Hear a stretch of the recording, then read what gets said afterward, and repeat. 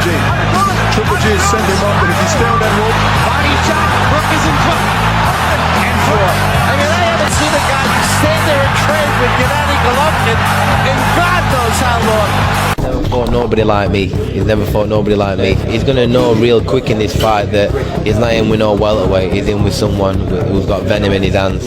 You know, everybody he's fought. You know, I would beat. You know, so I'm going in this fight. You know, smiling. You know, he's just a man with two arms and two legs.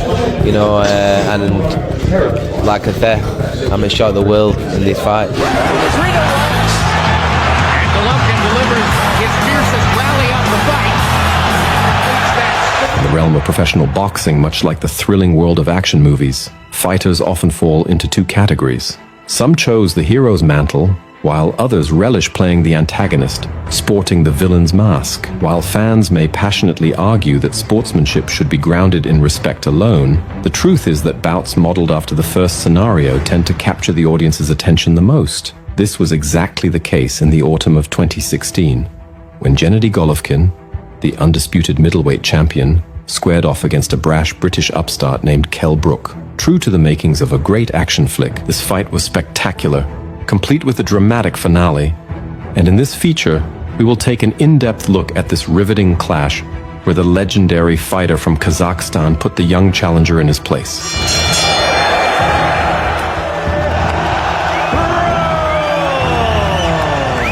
Meet Kell Brook, one of the most gifted middleweight boxers, a former IBF world champion, and a shining star in the boxing world.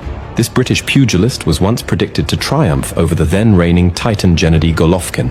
Possessing extraordinary talent, Brook held an impressive record of 36 victories, 25 won by knockout, without a single defeat before facing the formidable boxer from Kazakhstan.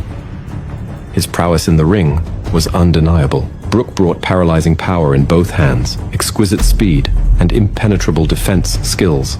The complete package. He demonstrated a remarkable ability to absorb punches without faltering, showcasing resilience in every match. The English fighter earned his inaugural welterweight title from the IBF in 2014 by unanimously defeating the well-known American boxer Shawn Porter. Subsequent title defenses were marked by a string of early victories, further cementing Brook's reputation as a dominant force in the boxing realm.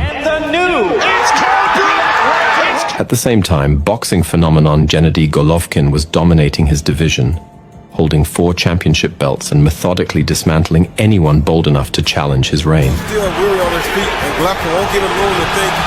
He's constantly keeping the pressure on. His prowess became so fearsome that fellow boxers started to dodge any prospect of stepping into the ring with this juggernaut. A clear case of self-preservation. It was against this backdrop that a daring move was made by a certain welterweight. In a leap of ambition, Kell Brook vaulted up 2 weight classes to throw down the gauntlet to the Kazakh powerhouse. Boxing analysts were unsurprisingly skeptical of such a move, considering a match against Golovkin was then deemed an act of sheer boldness, especially for someone from a lower category like Brook. It was tantamount to madness. Yet, the brash British fighter possessed the audacity to challenge Golovkin, an act of valor that the Kazakh warrior acknowledged and accepted with respect. Agreeing to what promised to be an epic showdown, facing odds of 4-1 against Kell Brook, skeptics cast doubt on the Englishman's chances. However, Brook held a resolute belief in his victory. He confidently assured everyone that GG would not pose any significant hurdle for him. He's gonna know real quick in this fight that he's not in with no welterweight. He's in with someone who's got venom in his hands. You know, so I'm going in this fight, you know, smiling. You know, he's just a man with 2 arms and 2 legs. You know, and like I said, I'm gonna shock the world in this fight. Gennady Golovkin brushed off the sharp jabs thrown his way in the verbal sparring leading up to the big night, calmly advising everyone to just wait for the fight evening to unfold. Come September 10th at London's immense O2 Arena, the fighters stepped into the ring under the resounding cheers of the British fans, eager to determine who among them was the strongest. 50 years ago, A.B.L. Griffith facing a middleweight champion in Madison Square Garden, and he won the fight. And Ray Leonard was seen by most as a welterweight when he moved up. Can Kell Brook follow in the footsteps of fighters like Leonard and Griffith? The battle commenced with both caution and severity. The rivals weren't liberal with their punches, but each strike was delivered with full force. This was particularly true for Gennady, who, within the first round, managed to land several significant blows on Brook. To his credit, the Brit countered time and again with precise, albeit less powerful shots. From Triple G. Triple G is setting him up, and if he's still on that rope... Body shot, Brook is in trouble. And Brook reaches Golovkin, hammered him to the liver with a body shot. If he survive in this fight, he has to fight his fight. By Brook, left hook brought the crowd alive. Golovkin nodding at him as if to say, oh, you got it. Kell Brook is not, and he has to now find a way to survive this round. Triple G is continuing to put pressure, and he's continuing to make his punches count. Back Golovkin off a little bit. Just one punch. He's throwing a jab, one punch at a time, and he's going back towards the rope. He must keep... Triple G is number one in the sport by knocking out stouts and landing jabs. There's a good uppercut to Brook. And now Golovkin comes back. There's a mark outside Golovkin's left eye from the right. The puncher a bigger chance. Triple G will have a bigger and a greater chance in exchange. In round one. As the rounds progressed, Kell Brook found his mark on the opponent repeatedly. Visually, it appeared as though Brook was leading on points, hitting more frequently. However, the stark difference lay in the power behind the Kazakhstani's punches. Veteran referee Marlon Wright staying distance to give freedom of movement to Golovkin and Brook.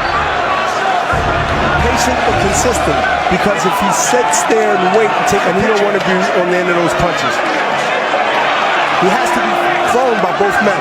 And if he's not first, I don't believe he can take the power in a long fight with Triple G. Well, for better or for worse, have to fight with Triple G. Maybe he wants it that way, and they're trading in the center of the ring. And right now, Brook is getting the better of it. Able to get too comfortable because Triple G is a high percentage knockout punch, but he can't think about, Kell Brook can't think about the power, but he must think about what can happen. As far as knockdown, he must be conscious of that. Golovkin going to his jab now, round one. Now jabbing, set up the right hand. And Golovkin landing and sweeping a right hand across Brook. Brook needs to do a nice short counter.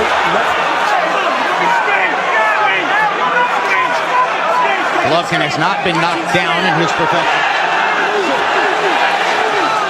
Counter. When Triple G throws one punch or a wild punch, he's waiting to counter. He's a better counter puncher when Triple G is coming out of his seats. Excited by the uppercut. Brook getting in some.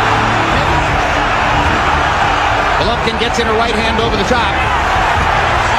But Brook comes back with a fourth. He bought him some time, where he wears out Triple G to the point where Triple G is in him. Brook seems to have realized early on that Golovkin wants to put pressure on him, wants to put... Let's not get too brave, but smart enough to fight a smart man fight. Rather than a knockdown, Golovkin totally in agreement.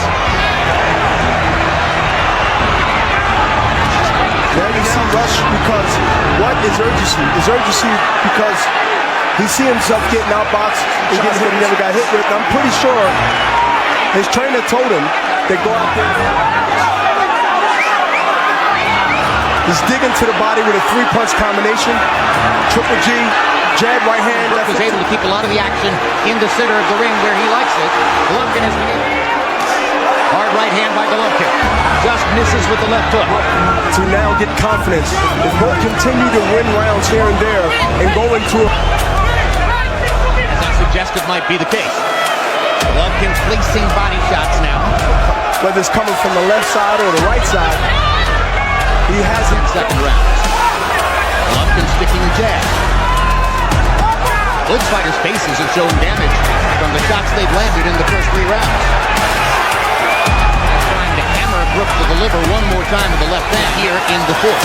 It looked like Triple G is just actually, pushing his punches. Doesn't look like in speed. But I mean, speed. The power is there, but the speed is not there. It seemed like they have no snap on it. We call them arm punches in boxing. Much sharper, much cleaner. See the shoulder by Brook. Those are the kind of punches that Golovkin isn't spot on. During the break between the fourth and fifth rounds, Kell Brook's corner detected something amiss, a substantial hematoma blossoming on the Brit's face, a sign of trouble brewing. With the start of the 5th round, the English team's concerns were realized. Golovkin sensed the vulnerability and kept forging ahead with devastating blows. It was clear to all, the end was nigh, and the boxer from Kazakhstan was poised to deliver the dramatic finale, forcing Brook's corner to throw in the towel. His fiercest rally of the fight completes that scoring summary.